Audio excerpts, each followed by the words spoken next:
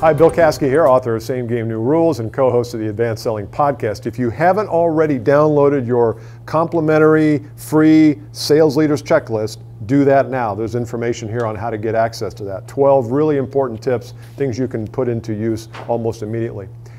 This video and this video series is all part of the launch videos that we're doing in anticipation of the big launch of the Sales Leadership Academy Online, a program that launches on August 1st, trying to give you some ideas, give you a hint at what some of the content is in that program. Today we're going to talk a little bit about this idea of how do you coach your people to call at the right level.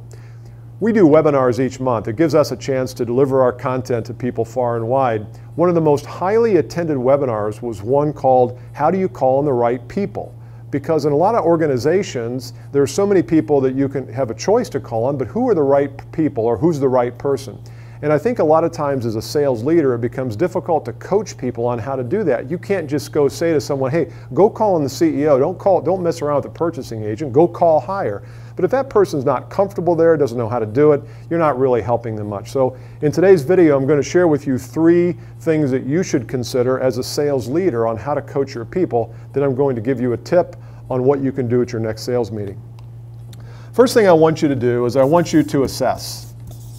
And it's very simple to do. The way you would do this is you would take several of the deals that your people have right now that are going on, the sales process is in swing and you're halfway through it or more, and I want you to assess who are they calling on at those companies. Now, one of the mistakes we make sometimes as leaders is we say, how high up in the organization are you? Well, calling at the highest level is really good, but don't forget about the people down here who might have influence in the decision. They might even have some authority to make the decision, and they will be implementing the solution that you sell. Because if somebody says, if you get a deal and the person that you have to implement was kind of against you in the first place, implementation becomes very hard. So I want you to at least find out what you're working with. You can do this one of 2 ways. You can either take certain situations that are going on right now and do a little mini assessment on it, or you can take a lost sale, something that you maybe wasn't successful over the last 6 months, take 2 or 3 of those, look at who you were calling on. You could even call the customer and say, look, I'm doing a little lost sales survey. I want to find out what we did wrong, but start to identify if you even have a problem. The second thing is I want you to draw a circle. It's quite an elaborate graphic here, but I'm going to give you this, and hopefully you can reenact this. This is what we call the circle of care. And the circle of care is different than an organizational chart. And we talk about this in the Sales Leadership Academy. The idea of the organizational chart is kind of old-fashioned. It's really antiquated because in many organizations, the decisions don't come from the top down, they come from the center out. A lot of organizations are going to more of a matrix structure or more of a delegation and decentralization structure. So the organizational chart, although useful for certain things, is kind of obsolete, I think, in this world. So what we want to talk about is a circle of care. Who has the most care? And we're going to call this the direct carers and the indirect carers.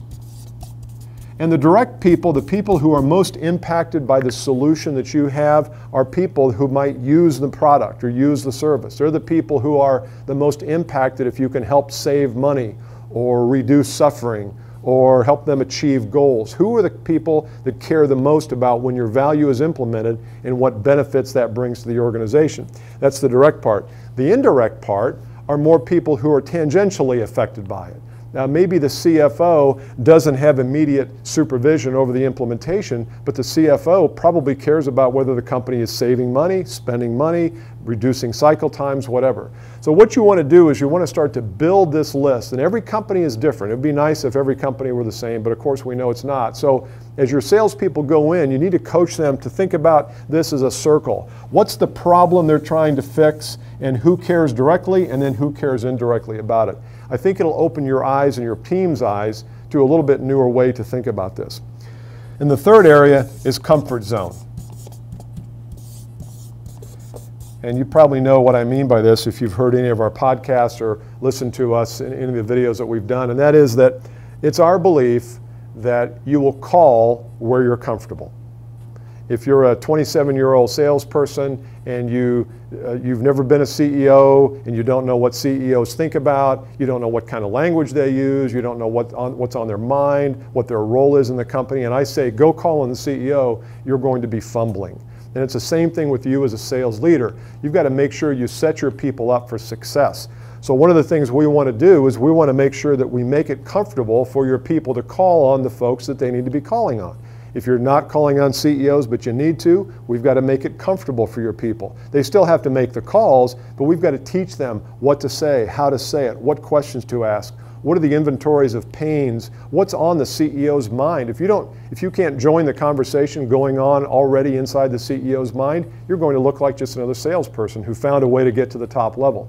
So your comfort zone is really important. So start to ask the question of your sales team a little bit. Are you comfortable talking to those people? And if they say yes, then challenge them a little bit and say, okay, I'm the CEO. How are you going to present your solution to me? Let's role play it.